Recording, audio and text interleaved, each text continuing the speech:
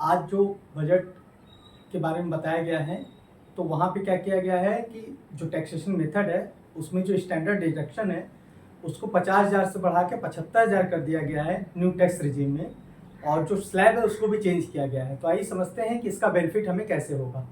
एक चीज़ और है कि इसका जो मैक्सिमम बेनिफिट मिल सकता है वो 17,500 रुपये तक मिल सकता है। अब आइए इसको समझते हैं कि एग्जाम्पल से। पहले तो ये देख लेते हैं, ये जाना ये न्यू टैक्स रिजीम के लिए है। और प्रीवियस टैक्स स्लैब क्या था, तो 0 से 3 लाख तक कोई टैक्स नहीं था। 3 से 6 लाख तक के बीच में 5% टैक्स था। 6 से 9 लाख के बीच में 10% टैक्स था। 9 से 12 लाख के बीच में 15% टैक्स था। 12 से 15 लाख के बीच में 20% टैक्स था। और 15 लाख या उससे ऊपर 30% था। स्टैंडर्ड डिडक्शन 50% था। ये अभी तक चल रहा था न्यू टैक्स रिजीम में। अब जो नया आज के दिन में वो जारी किया गया है उसमें क्या चेंज किया गया है।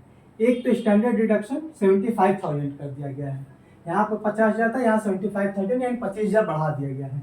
अब न्यू टैक्स स्लैब क्या है, 0 से 3 लाख नहीं, यहाँ पे भी 0 से 3 लाख नहीं, 3 से 7 लाख कर दिया गया है। जो 3 से 6 लाख था इसमें 5% लगता था, यहाँ पे 3 से 7 लाख में 5% कर दिया गया है। तो इसका फायदा ये होगा कि जो 6 से 7 लाख के बीच में, यहाँ पे आपको 6 से 7 लाख के बीच में 10% देना होता, वहां पे यहाँ पे 6 से 7 लाख के बीच में आपको क्या करना पड़ेगा, मात्र 5% देना पड़ेगा।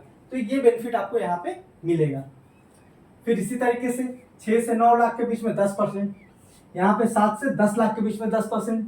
तो फिर इसी तरीके से जो यहाँ पे आपको 9 से 10 लाख के बीच में देना पड़ता 10%, 9 से 10 लाख के बीच में 10% आपको देना पड़ता, 9 से 10 लाख के बीच में 15% देना पड़ता।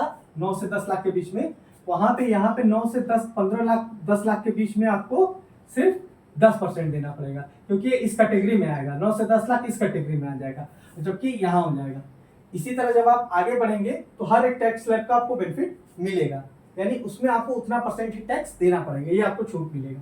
अब इसको एक एग्जाम्पल से समझते हैं कि मान लिया किसी की ग्रॉस सैलरी 8,80,930 रुपए है। एक कैलकुलेशन है, रैंडम सैलरी है, आप कोई भी सैलरी कैलकुलेशन कर सकते हैं। और मान लिया इस स्लैब के हिसाब से कैलकुलेशन करते हैं तो टैक्सेबल इनकम कितनी हो जाएगी। यहाँ पे स्टैंडर्ड डिडक्शन में 50,000 घटाते थे, तो यहाँ पे 8,30,930 रुपए आ जाएगा।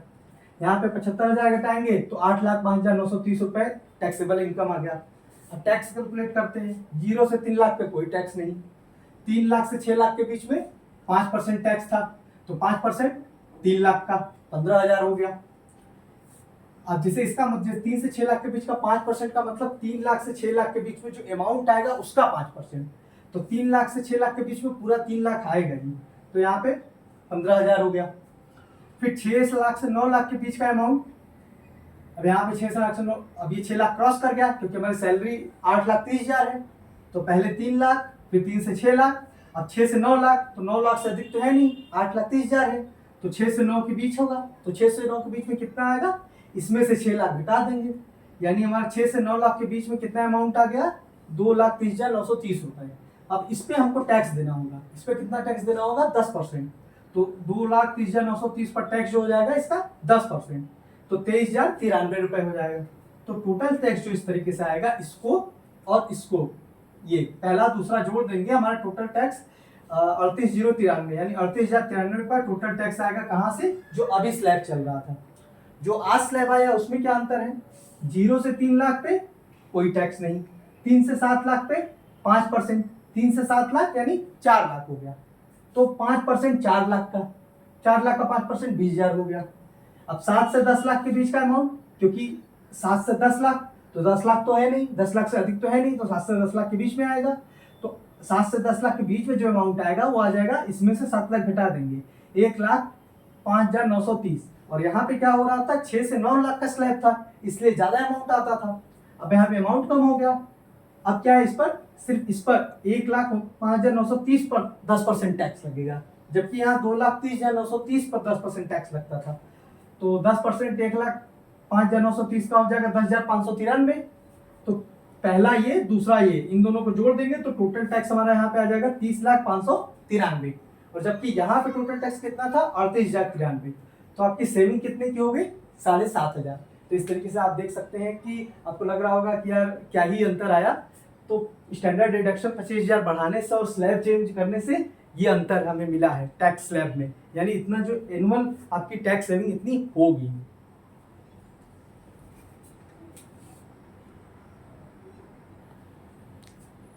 अब एक चीज देखिए कि आपको बेनिफिट कैसे होगा, कैसे स्टैंडर्ड डिडक्शन तो 25,000 का बेनिफिट हो ही रहा है, स्लैब से आपको कैसे बेनिफिट होगा।